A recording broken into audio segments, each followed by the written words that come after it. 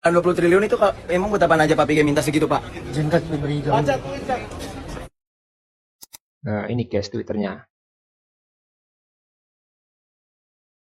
Bismillah, assalamualaikum guys.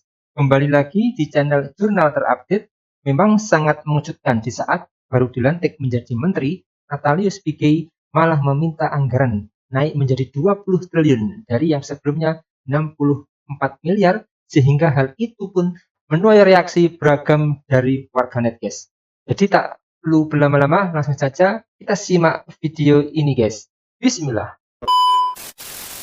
Pimpinan DPR ternyata merespon secara serius permintaan Menteri Hak Asasi Manusia atau Natalius Pigai terkait peningkatan anggaran di kementeriannya dari 64 miliar rupiah menjadi 20 triliun rupiah. Ya. Dan saya terus terang kaget. Kok bisa gitu? Kok bisa DPR nggak ketawa? Malah memberikan respon yang serius. Saya aja nih yang bikin konten sebelumnya terkait Pigai itu nggak serius. DPR malah serius ya. Karena pimpinan DPR bilang bahwa ya memang kalau ada anggaran-anggaran yang dibutuhkan atau kegiatan program yang akan dilakukan oleh sebuah kementerian, itu nanti bisa disampaikan secara detail kepada kami dan nantinya itu akan dirapatkan dan akan melihat menyesuaikan dengan kemampuan keuangan negara apakah mungkin program-program ini akan bisa dijalankan katanya. Ini kan serius sekali. kayak memberi angin surga gitu kepada Pigai. Padahal kita udah tahu, gak mungkin lah dia tahu. Nah, karena respon dari pimpinan DPR ini cukup serius gitu ya, bahwa ya nanti kalau memang ada programnya akan kita lihat dan cek dan evaluasi katanya. Akhirnya ini Pigai hari ini memberikan satu pernyataan lagi yang gak kalah konyolnya. karena kata Pigai ketika ditanya terkait anggaran 20 triliun itu mau dibuat apa? Wah, langsung dia dengan pedenya bilang, nanti kita akan bikin Universitas Hak Asasi Manusia. Ya. Ini yang pertama kalinya loh. Unham, ini yang guys. pertama di dunia. Ya iyalah. Dunia mana, negara mana yang mau bikin Universitas HAM? Iya, belum ada guys ini guys. mereka negara-negara lain nggak bikin, bukan karena nggak mampu loh. Karena emang ya buat apa? Apalagi dia bilang nanti pusat laboratorium HAM itu nanti akan ada, kita buatkan di situ katanya dengan Universitas Hak Asasi Manusia ini. Nanti jurusan-jurusannya adalah ekonomi sosial,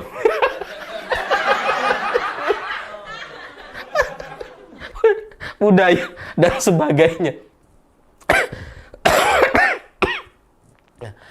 Ya, saya nggak ngerti entah pemahaman yang seperti apa yang dimiliki oleh Pigai terkait hak asasi manusia. Saya nggak ngerti.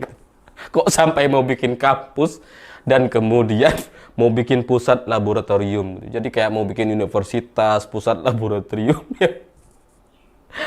Yang seharusnya untuk urusan hak asasi manusia itu kan sudah ada daftarnya oleh PBB. Hak asasi manusia itu kan hak hidup semua orang di sebuah negara. Misalkan kita nih hak untuk bisa bekerja, hak untuk sekolah, kesehatan, hak hukum, hak pribadi, macam-macam lah. Ada 33 tuh menurut PBB. Dan itu sama sekali tidak akan pernah bisa dijadikan satu universitas sendiri gitu.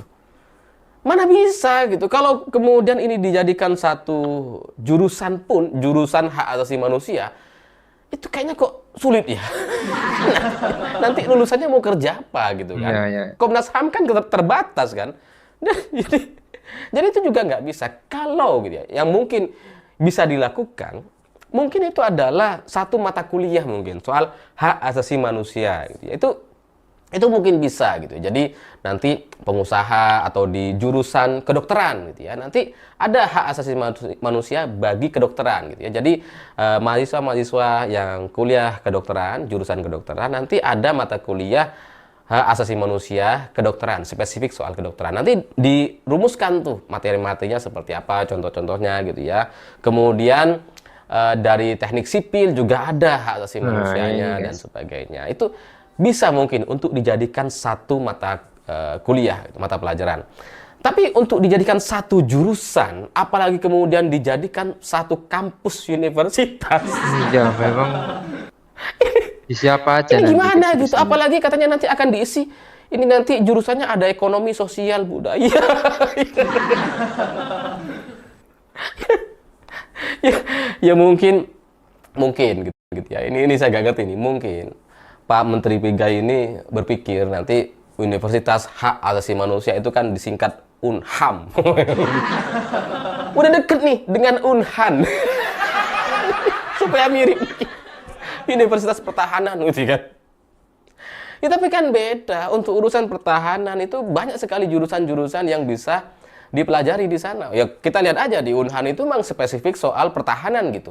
Strategi militer, kemudian kedokteran pun kedokteran yang militer, soal strategi keamanan negara, soal strategi angkatan udara dan sebagainya. Ada jurusannya satu persatu tuh.